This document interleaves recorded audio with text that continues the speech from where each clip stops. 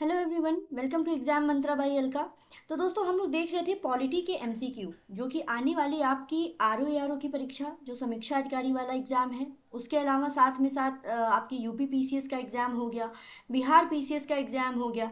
इसके अलावा जो भी वनडे एग्जाम जिसमें पॉलिटी आपके सिलेबस में है, उन सभी के लिए इंपॉर्टेंट है। जैसे आपका एसएससी का एग्जाम है, साथ ही साथ आरआरबी का एग्जाम है, टीचिंग से रिलेटेड एग्जाम है, जिसमें भी पॉलिटी आपके एग्जाम में आपके सिलेबस में आती है, ये वीडियो उन सभी के लिए बहुत ज़्यादा इंपॉर्टेंट होने वाला है। ठीक है, इसीलिए मैंने लिखा हुआ है कि polity PYQ for all the examination, इसको आप लोग जरूर प्रैक्टिस कीजिएगा।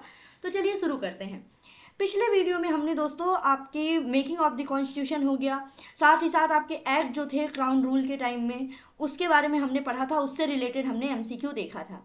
तो चलिए शुरू करते हैं। आज का हमारा टॉपिक रहेगा constituent assembly and making of the constitution. इससे रिलेटेड हम लोग पूरा एमसीक्यू कवर कराएंगे। तो चलिए शुरू करते हैं। तो दोस्तों देखिए, आज का हमारा पहला सवाल है कि who gave the idea of constituent assembly firstly for the formation of constitution of India. ठीक है, तो पूछा गया है कि किसने कॉन्स्टिट्यूएंट असेंबली का आइडिया पहली बार दिया था। ऑप्शन ए है Swaraj party in 1934, option B है Congress party in 1936, option C Muslim League in 1942, या फिर ऑप्शन डी है ऑल पार्टीज कॉन्फ्रेंस इन 1946। तो देखिए, इसका जो राइट आंसर है वो है स्वराज पार्टी इन 1934। ठीक है, स्वराज पार्टी की कॉन्फ्रेंस हुई थी रांची में 1934 में। यहाँ पे ये बोला गया था कि एक कॉन्स्टिट्यूएंट असेंबली बनाई जाए for the formation of constitution of India. ठीक है, और इसमें जो भी इलेक्टेड मेंबर होंगे, जो भी इलेक्टेड रिप्रेजेंटेटिव होंगे, उनको इलेक्ट किया जाएगा एडल्ट सरफराज पे। एडल्ट सरफराज के बेसिस पे इनको इलेक्ट किया जाएगा, ये भी बोला गया था। ठीक है, तो ये याद रखिएगा, राइट आंसर है आपका स्वराज पार्टी 1934। अब अगले सवाल की तरफ बढ़ते हैं। अगला सवाल भी देखिए उसी से रिलेटेड है कि who in the beginning presented the idea of Indian constituent assembly in pre independence days. Okay, तो फर्स्ट ऑप्शन है M N Roy, second option है B R Ambedkar, third option Annie Besant and D option है जवाहरलाल नेहरू। तो याद कर लीजिएगा, ये हैं M N Roy. M N Roy ने वही जो स्वराज पार्टी की कॉन्फ्रेंस हुई थी रांची वाली 1934 में, इन्होंने तभी प्रपोज किया था ये आइडिया। ठीक है, कि एक इंडियन कॉन्स्टिट्यूएंट असेंबली बनाई जाए। अब आगे बढ़ते हैं। अगला सवाल दिया गया, देखिए अगला सवाल दिया गया कि the proposal for framing the constitution of India by an elected constituent assembly was made by. जो ये प्रपोजल दिया गया था स्वराज पार्टी वाला 1934 में, ये इसको किसके द्वारा ये मतलब ये बनाया गया? Simon commission, government of India act 1935, Cripps mission, या फिर ब्रिटिश कैबिनेट डेलीगेशन। तो इसका राइट आंसर क्या होगा? सोचिए, देखिए, इसका राइट आंसर है क्रिप्स मिशन। क्रिप्स मिशन जो है इसकी डेट याद कर लीजिए, ये आया 1942 में। क्रिप्स मिशन में ही बोला गया कि एक इलेक्टेड कॉन्स्टिट्यूएंट असेंबली बनाई जाए for the framing of constitution of India. ये चीज़ें हुई थी सेकेंड वर्ल्ड वॉर के बाद। ठीक है, तो ये इसका सन जरूर याद कर लीजिएगा, डायरेक्ट एग्जाम में पूछा जाता है। क्रोनोलॉजी दे देंगे, constituent assembly, Cripps mission, cabinet mission, August offer. तो ये चीज़ें देखिए, हम लोग जैसे जैसे चैप्टर वाइज पढ़ते जाएंगे ना, उसका ईयर मैं आपको याद कराते जाऊंगी। तो ये यहीं पे याद कर लीजिए, क्रिप्स मिशन 1942। ओके, आगे बढ़ते हैं। अब अगला सवाल दिया गया कि who among the following person was not a member of the cabinet mission. ठीक है, अब कैबिनेट मिशन के बारे में ऑप्शन ए दिया गया है विलियम वुड, सेकेंड है पैथिक लॉरेंस, ऑप्शन सी है Stanford Cripps, and option D है ए बी एलेक्जेंडर। ओके, तो देखिए, इसका जो राइट आंसर है वो है विलियम वुड। विलियम वुड जो है वो कैबिनेट मिशन के मेंबर नहीं थे। वहीं अब कैबिनेट मिशन की बात की जाए तो कैबिनेट मिशन भारत आया था 1946 में। 1946 में इसका मिशन था to propose a plan for formation of constituent assembly to frame a constitution of India for Indian union. ठीक है, तो 1946 की ये बात है, क्रिप्स मिशन में बोला गया था। ठीक है, फिर कैबिनेट मिशन भारत आया इसी प्रपोजल के साथ। अब इसमें कौन कौन से मेंबर हैं ये देख लीजिए। इसमें मेंबर थे सबसे पहले सर पैथिक लॉरेंस, ये याद कर लीजिए, शॉर्ट में याद करिएगा। एक हो गए लॉरेंस, लॉरेंस जो थे पैथिक लॉरेंस, ये थे secretary for India. Second one थे क्रिप्स, वही क्रिप्स मिशन वाले। ठीक है। तो ये थे चेयरमैन थे बोर्ड ऑफ ट्रेड के। और थर्ड थे एवी एलेक्जेंडर, और ये थे आपके नेवी मिनिस्टर। ठीक है, जिसमें विलियम वुड जो है ये कैबिनेट मिशन के मेंबर नहीं रहे हैं, पर्सन नहीं रहे हैं।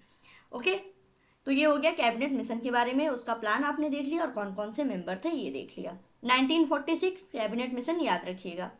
अगले सवाल की तरफ बढ़ते हैं। अगला सवाल दिया गया कि through which plan the constituent assembly created, through which plan the constituent assembly created.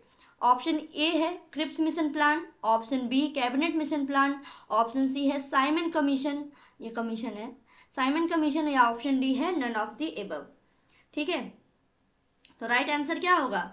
Right answer है cabinet mission plan. Cabinet mission plan जो मैंने पीछे आपको बताया इसके बारे में, ये है 1946 में आया और इसी के थ्रू कॉन्स्टिट्यूएंट असेंबली जो है वो क्रिएट की गई थी।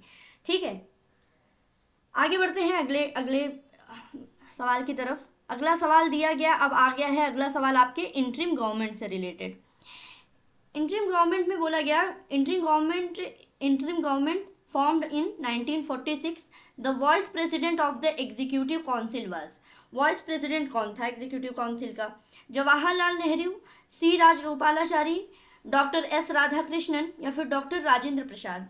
तो राइट आंसर इसका क्या है? राइट आंसर है जवाहरलाल नेहरू। जवाहरलाल नेहरू जो थे वो इंटरिम गवर्नमेंट के वाइस प्रेसिडेंट बने। ठीक है, बाकी वाइस प्रेसिडेंट जो है ये जवाहरलाल नेहरू को बना दिया गया, और ये इंटरिम गवर्नमेंट जो है एक सेकंड। फिर अगला सवाल है दोस्तों कि first interim national government was announced on.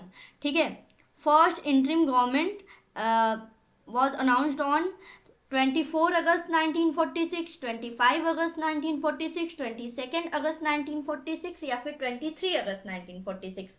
तो देखिए इसमें ऑप्शन देख के घबराने की जरूरत नहीं है, ऐसे ही सवाल पीसीएस में कभी कभी आते हैं।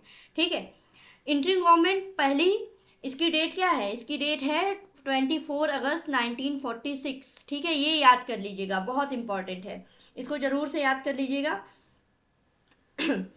तो ये पहली मतलब अनाउंस किया गया था इसको 24 अगस्त 1946 को ही, ये डेट याद कर लीजिएगा इंटरनेशनल गवर्नमेंट की। आगे बढ़ते हैं।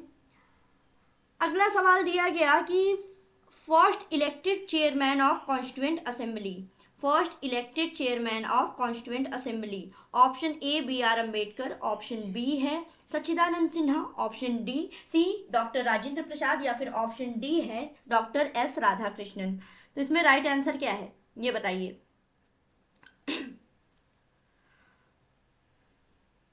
दोस्तों इसमें राइट आंसर है डॉक्टर राजेंद्र प्रसाद। डॉक्टर राजेंद्र प्रसाद जो थे, जो कॉन्स्टिट्यूएंट असेंबली थी उसके फर्स्ट इलेक्टेड चेयरपर्सन थे।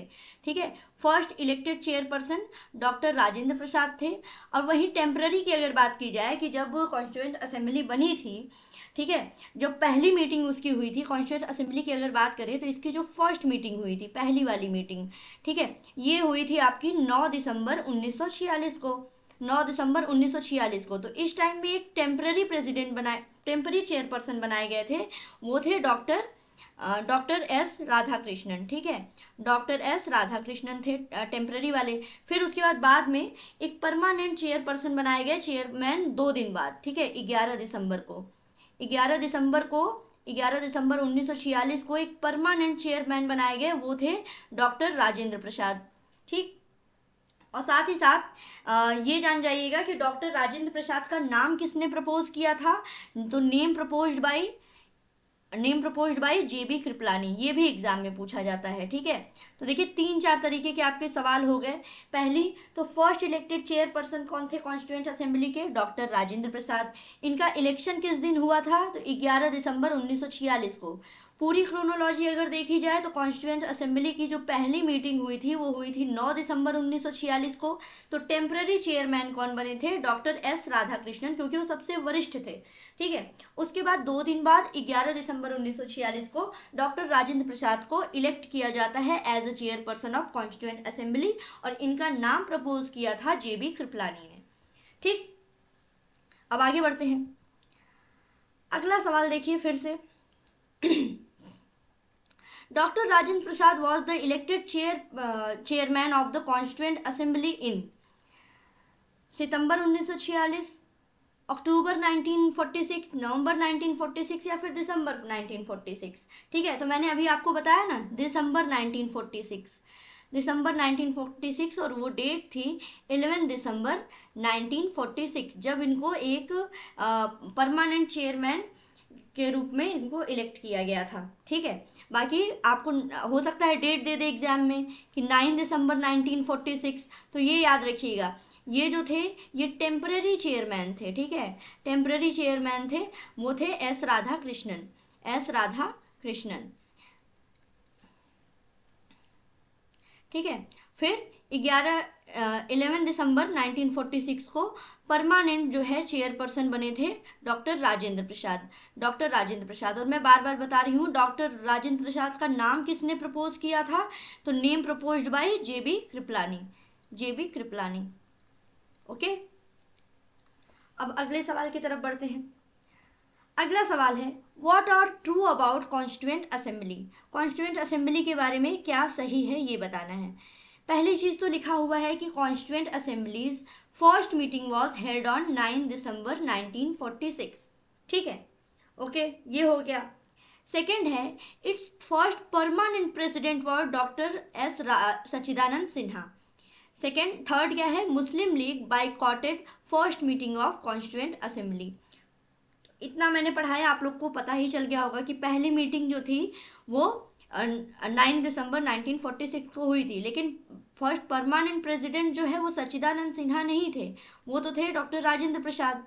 ठीक है, राजेंद्र प्रसाद। और वो भी कब बने थे, ये वो बने थे 11 को। ठीक है, 11 दिसंबर 1946 को, 11 दिसंबर 1946 को। और 9 दिसंबर 1946 को फर्स्ट जो है टेम्पररी प्रेसिडेंट कौन था, वो थे एस राधाकृष्णन, एस राधाकृष्णन। ठीक है, और ये चीज़ बिल्कुल सही है कि मुस्लिम लीग ने जो पहली मीटिंग हुई थी कॉन्स्टिट्यूएंट असेंबली की उसको बाइकआउट कर दिया था। तो कौन सा ऑप्शन सही होगा, 1 और 3, पहला और तीसरा। आगे बढ़ते हैं। अगला सवाल है कि who was the president of constituent assembly of independence India, independent India. Option A दिया हुआ है डॉक्टर भीमराव अंबेडकर, बी है डॉक्टर राजेंद्र प्रसाद, फिर सी राजगोपालाचारी, और डी है के एम मुंशी।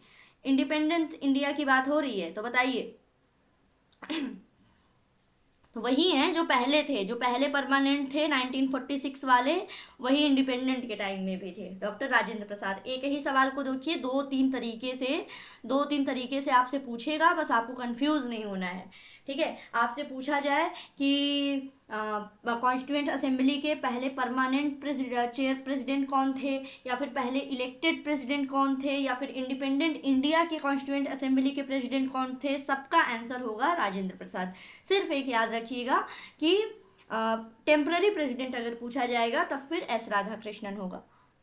आगे बढ़ते हैं।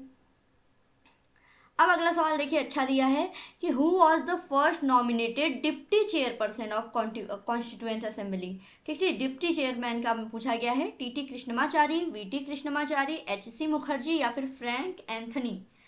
कौन है इसका राइट आंसर, क्या है? तो देखिए, फर्स्ट नॉमिनेटेड डिप्टी चेयरमैन थे फ्रैंक एंथनी, एच मुखर्जी से कंफ्यूज नहीं करना है, फ्रैंक एंथनी थे। ठीक है, तो इसमें देखिए फ्रैंक एंथनी जो थे वो first nominated temporary deputy chairperson थे, जो ही was nominated 9 December 1946 by temporary chairman of constituent assembly doctor Sachchidanand Sinha. ठीक है, तो ये देखिएगा, एक चीज, पहले नॉमिनेटेड तो ये थे, लेकिन ये थे टेम्पररी वाले। ठीक है, टेम्पररी वाले। अगर इन सारी चीज़ों को 2 दिन में हम लोग बांट दें, देखिए 9 दिसंबर 1946 को जो चीज़ें हुई थी वो टेम्पररी वाली हुई थी। टेम्पररी में चेयरपर्सन कौन थे? चेयरपर्सन थे ये आपके डॉक्टर एस सच्चिदानंद सिन्हा। उसके बाद और टेम्पररी डिप्टी चेयरपर्सन कौन थे? ये थे फ्रैंक एंथनी। ठीक है, फ्रैंक एंथनी। उसी तरह जब 11 दिसंबर को फिर से इलेक्ट होते हैं ये लोग, जब डॉक्टर राजेंद्र प्रसाद जो है कॉन्स्टिट्यूएंट असेंबली के प्रेसिडेंट बनते हैं, उस टाइम में फिर एच मुखर्जी जो थे, उस टाइम में H Mukherjee S C Mukherjee जो हैं ये first permanent vice president of constituent assembly रहे हैं, ठीक है, फर्स्ट परमानेंट प्रेसिडेंट, ठीक है, sorry permanent vice president, permanent president नहीं, परमानेंट प्रेसिडेंट तो राजेंद्र प्रसाद थे, परमानेंट वाइस प्रेसिडेंट, ठीक है। तो समझ में आ गया होगा आप लोगों को। पहले टेम्पररी डिप्टी चेयरमैन बने एंथनी, फ्रैंक एंथनी, फिर बाद में 11 दिसंबर को जब ये लोग इलेक्ट किए जाते हैं तो एच सी मुखर्जी बनते हैं परमानेंट वाइस प्रेसिडेंट। आगे बढ़ते हैं। अगला सवाल, constituent assembly of India was established on, constituent assembly of India was established on, date दी हुई है 10 जून 1946, फिर 9 दिसंबर 1946, 26 नवंबर 1949 या फिर 26 दिसंबर 1949। तो राइट आंसर क्या है? राइट आंसर यही है जो पहली वाली मीटिंग हुई थी, 9 दिसंबर 1946। तो कॉन्स्टिट्यूएंट असेंबली वॉज इस्टेब्लिश्ड, ठीक है, पहली फर्स्ट मीटिंग 9 दिसंबर 1946, याद रखिएगा, ठीक है। आगे बढ़ते हैं। अगला सवाल फिर से उसी सवाल को घुमा के पूछा गया है कि बताइए first session of constituent assembly was held on, first session of constituent assembly was held on 9 December 1946, 15 अगस्त 1947, 26 नवंबर 1949 या फिर 26 जनवरी 1946। तो राइट आंसर क्या होगा? राइट आंसर यही होगा, 9 दिसंबर 1946। तो आपको समझ में आ गया होगा। अगर आपके एग्जाम में पूछे constituent assembly of India was established on, या फिर आपसे पूछे कि first session of constituent assembly was held on, सबका आंसर होगा 9 दिसंबर 1946, ठीक है। आगे अगला सवाल देखिए कि in which meeting of the constituent assembly of India did Jawaharlal Nehru laid down objective resolution, ठीक है, कौन सी मीटिंग में जवाहरलाल नेहरू जो है ऑब्जेक्टिव रिजोल्यूशन लेके आए थे, ये आपको बताना है, ठीक। पहला ऑप्शन है सेकंड, फिर देखिए एक सेकंड, ऑप्शन इधर उधर हो गया है। पहला ऑप्शन है सेकंड, सेकंड ऑप्शन है थर्ड, थर्ड है फोर्थ और फोर्थ है फिफ्थ। तो बताइए राइट आंसर क्या होगा? तो राइट आंसर है कि फिफ्थ मीटिंग, ठीक है, फिफ्थ मीटिंग जो हुई थी, जो फिफ्थ मीटिंग हुई थी ये हुई थी 13 दिसंबर 1946। 13 दिसंबर 1946 को जवाहरलाल नेहरू ने इंट्रोड्यूस किया था ऑब्जेक्टिव रिजोल्यूशन, ठीक है। और ये ऐसे ये भी याद कर लीजिएगा, अगर मीटिंग पूछा, मीटिंग अगर रहेगा तो फिफ्थ मीटिंग, ठीक है, मीटिंग तो फिफ्थ थी लेकिन सेशन कौन सा था? तो सेशन था फर्स्ट, ठीक है। हो सकता है आपके एग्जाम में विच सेशन पूछ दे, तो सेशन फर्स्ट है, मीटिंग फिफ्थ है कॉन्स्टिट्यूएंट असेंबली की, ठीक है। जिसमें क्या किया था ऑब्जेक्टिव रेजोल्यूशन में, क्या था कि it gave accurate philosophy and guiding principal for the constitution, ठीक है। और जो कि ऑब्जेक्टिव रेजोल्यूशन जो था वो एक फॉर्म है, कह सकते हैं बेस है जो हमारे प्रियम्बल का है, ठीक है, हमारे प्रियम्बल का एक बेस है, ठीक है, ऑब्जेक्टिव रेजोल्यूशन। तो ये याद करिएगा, ऑब्जेक्टिव रेजोल्यूशन कब आया? ये आया 13 दिसंबर 1946 को कॉन्स्टिट्यूशन असेंबली के फर्स्ट सेशन की फिफ्थ मीटिंग में जवाहरलाल नेहरू के द्वारा। आगे बढ़ते हैं। फिर से देखिए वही सवाल पूछ दिया गया कि when did Nehru introduce objective resolution in the constituent assembly, date बिल्कुल दी हुई है कि 9 दिसंबर 1946, 22 जनवरी 1947, 28 अप्रैल 1947 या फिर 13 दिसंबर 1946। तो आपको पता होना चाहिए 13 दिसंबर 1946, ठीक है। 9 दिसंबर को तो अभी पहली मीटिंग हुई थी, कॉन्स्टिट्यूएंट असेंबली बनी थी और पहली मीटिंग हुई थी, ठीक है। फिर 11 को क्या हुआ? डॉक्टर राजेंद्र प्रसाद और S C Mukherjee president first president बने। फिर ये पांचवी मीटिंग थी जब इसमें ऑब्जेक्टिव रिजोल्यूशन लाया गया। ये डेट याद कर लीजिएगा, ऑब्जेक्टिव रिजोल्यूशन 13 दिसंबर 1946, ओके। आगे बढ़ते हैं। फिर साथ ही साथ देखिए अब अगला सवाल, अगला सवाल उसी से रिलेटेड है कि the resolution for giving constitution to India was adopted by the constituent assembly, ठीक है। तो ये रेजोल्यूशन क्या था? ऑब्जेक्टिव रेजोल्यूशन ही तो था, ऑब्जेक्टिव रेजोल्यूशन, ठीक है। ये लाया किसके द्वारा गया था? JL नेहरू के द्वारा, ठीक है। कब लाया गया था? तो 13 दिसंबर 1946 को इसको इंट्रोड्यूस किया गया था। ठीक है, इंट्रोड्यूस किया गया था। अब यही पूछा गया है कि इसको अडॉप्ट कब किया गया था। तो राइट ऑप्शन ए दिया हुआ है 22 जनवरी 1946। ऑप्शन बी है 22 जनवरी 1947। ऑप्शन सी है 20 फरवरी 1947। ऑप्शन डी 26 जुलाई 1946। तो राइट आंसर है दोस्तों इसका 26 जनवरी 1947। ये तो पॉसिबल ही नहीं है, जब इंट्रोड्यूस किया गया था 13 दिसंबर को, तो ये भी पॉसिबल नहीं है, ये भी पॉसिबल नहीं है। तो इसको देखिए अडॉप्ट किया गया, ये डेट याद कर लीजिएगा, इसको अडॉप्ट किया गया था 26 जनवरी 1947 को। ओके, इंट्रोड्यूस करने की डेट ये रही, अडॉप्ट करने की डेट ये रही। ठीक, आगे बढ़ते हैं अगले सवाल की तरफ। अगला सवाल देखिए दोस्तों, अगला सवाल दिया गया कि first session of constituent assembly was held on. First session of constituent assembly was held on. ठीक है, तो फिर से वही सवाल है, आप सभी को पता है 9 दिसंबर 1946। ठीक है, कितनी बार इसको देखेंगे, आगे बढ़ते हैं। आगे है सवाल दिया गया कि who propose the preamble before drafting committee of the constitution. ठीक है, अब ड्राफ्टिंग कमेटी के बारे में भी हमको पढ़ना पड़ेगा। तो देखिए सबसे पहले ये देख लेते हैं। ऑप्शन ए दिया गया जवाहरलाल नेहरू, ऑप्शन बी है B R Ambedkar, option C B N Rao और ऑप्शन डी है महात्मा गांधी। ठीक है, तो इसमें राइट आंसर क्या है, प्रिएम्बल ऑब्जेक्टिव रेजोल्यूशन, मैंने पहले बताया ना, ये प्रिएम्बल का ही बेस है। इसको किसने प्रपोज किया था, इसको तो जवाहरलाल नेहरू ने। ठीक है, आगे तो इसके बारे में आप देख लीजिएगा, ऑब्जेक्टिव रेजोल्यूशन जो आपने पढ़ा 13 दिसंबर 1946 को, 13 दिसंबर 1946 को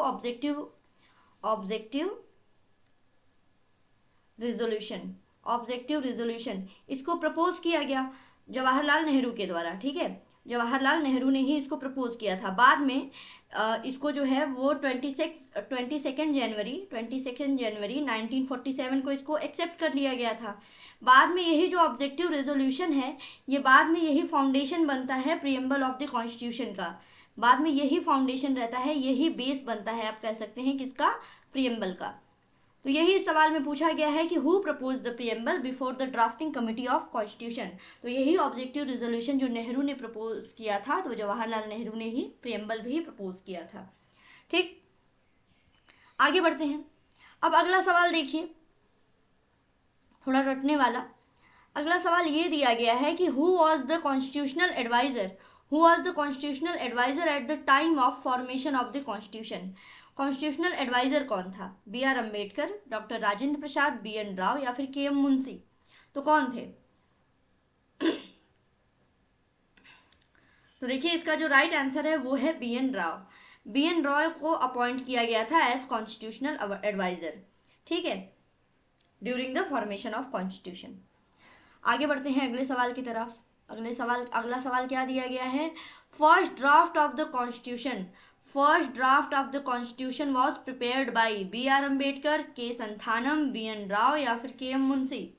ठीक है, तो राइट आंसर क्या है, राइट आंसर है बी एन राव। कॉन्स्टिट्यूशन का फर्स्ट ड्राफ्ट किसने प्रपोज किया, किसने तैयार किया था, ये थे B N Rao. B N Rao को ही अपॉइंट किया गया था एज कॉन्स्टिट्यूशनल एडवाइजर। ठीक है, याद करिएगा, याद कर लीजिएगा, ये हैं कॉन्स्टिट्यूशनल एडवाइजर। कॉन्स्टिट्यूशन के फॉर्मेशन के लिए इन्हीं को ही अपॉइंट किया गया था। ठीक, और जो ओरिजिनल ड्राफ्ट था, एक और फैक्ट है कि the original draft proposed by mister Rao included, जो इन्होंने ओरिजिनल ड्राफ्ट दिया था कॉन्स्टिट्यूशन का, जो ओरिजिनल ड्राफ्ट दिया था, इसमें इन्होंने ऑलरेडी इंक्लूड कर दिया था 243 आर्टिकल्स एंड 13 शेड्यूल्स। ठीक है, 13 शेड्यूल्स, ये याद कर लीजिएगा, हो सकता है एग्जाम में आपसे पूछा जा सके। फिर है कि अगला सवाल दिया गया कि Indian constitution was adopted by constituent assembly, British parliament, governor general या फिर इंडियन पार्लियामेंट। आप बताइए इसमें राइट आंसर क्या है, राइट आंसर क्या होगा, इंडियन कॉन्स्टिट्यूशन को किसने अडॉप्ट किया था? तो इसका देखिए राइट आंसर क्या है, राइट आंसर है कॉन्स्टिट्यूएंट असेंबली। कॉन्स्टिट्यूएंट असेंबली को इसीलिए तो बनाया गया था कि इंडियन कॉन्स्टिट्यूशन का फॉर्मेशन हो सके। तो इंडियन कॉन्स्टिट्यूएंट असेंबली के ही द्वारा इंडियन कॉन्स्टिट्यूशन को अडॉप्ट किया गया था। कब अडॉप्ट किया गया था, तो ये डेट है 26 नवंबर 1949 की।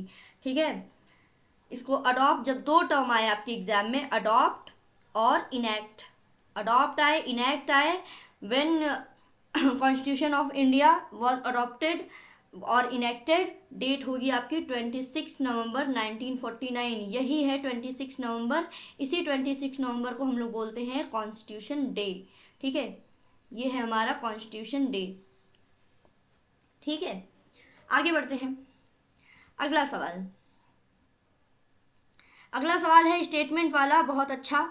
इसको देखिए, किसने कहा कि constituent assembly was Congress and Congress was India? ये किसका स्टेटमेंट है, ये आप लोगों को बताना है। Constituent assembly was Congress and Congress was India. ठीक है, ऑप्शन ए दिया हुआ है ऑस्टिन, ऑप्शन बी है सी आर एटली, ऑप्शन सी है विंस्टन चर्चिल और ऑप्शन डी है लॉर्ड माउंटबेटन।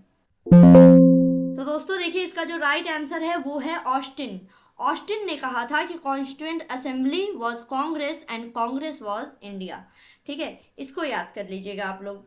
ठीक है, अच्छा स्टेटमेंट है। आगे बढ़ते हैं।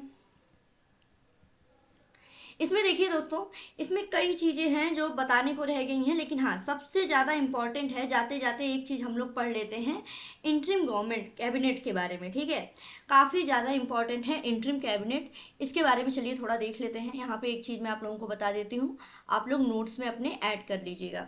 देखिए, ये सारी चीज़ें जब हो गई, ठीक है, फाइनली कॉन्स्टिट्यूशन वगैरह ये सारी चीज़ें बन गई, एक आपके एग्जाम में पूछा जाता है इंटरिम कैबिनेट्स के बारे में। ठीक है, इंटरिम कैबिनेट, तो इसमें कुछ चीज़ें मैं बता रही हूँ, सब तो नहीं। इंटरिम कैबिनेट बनी 1946 में। कुछ मेंबर्स थे जिनके पास पोर्टफोलियोज थे, डिपार्टमेंट थे एक से ज़्यादा। तो देखिए, जेएल नेहरू की अगर बात की जाए, जेएल नेहरू, जवाहरलाल नेहरू, इनके पास क्या क्या थे, पहले तो थे ये वाइस प्रेसिडेंट थे। ठीक है, ये थे वाइस प्रेसिडेंट ऑफ काउंसिल। ठीक है, एक तो हो गया इनके बारे में वाइस प्रेसिडेंट। दूसरा, ये इनके पास जो डिपार्टमेंट था वो था एक्सटर्नल अफेयर वाला, external external affair and Commonwealth relation. ठीक है, याद रखिएगा, एंड कॉमन वेल्थ रिलेशन। ठीक, एक सेकेंड रुकिए। तो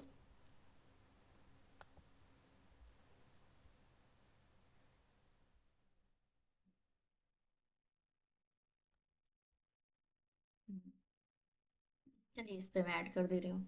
ठीक है,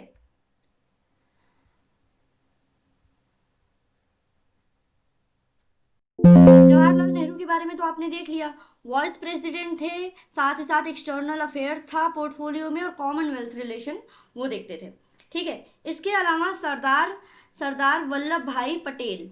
ठीक है, सरदार वल्लभ भाई पटेल की अगर बात की जाए तो इनके पास होम होम था, साथ में इंफॉर्मेशन इंफॉर्मेशन और एंड ब्रॉडकास्टिंग। ठीक है, एंड ब्रॉडकास्टिंग। ठीक, साथ साथ में अगला है डॉक्टर राजेंद्र प्रसाद। डॉक्टर राजेंद्र प्रसाद की अगर बात की जाए, राजेंद्र प्रसाद, डॉक्टर राजेंद्र प्रसाद के पास फूड एंड एग्रीकल्चर। ठीक है, फूड एंड एग्रीकल्चर। ओके, आगे अगले हैं John Mathai. John Mathai, John Mathai की अगर बात की जाए तो यहाँ पे इंडस्ट्रीज एंड सप्लाईज। ठीक है, ये याद कर लीजिए, इंडस्ट्रीज एंड सप्लाईज। ओके, अगले मेंबर जो थे वो थे जगजीवन राम। जग जगजीवन राम, जगजीवन राम की अगर बात की जाए तो इनके पास में था लेबर। ठीक है, लेबर।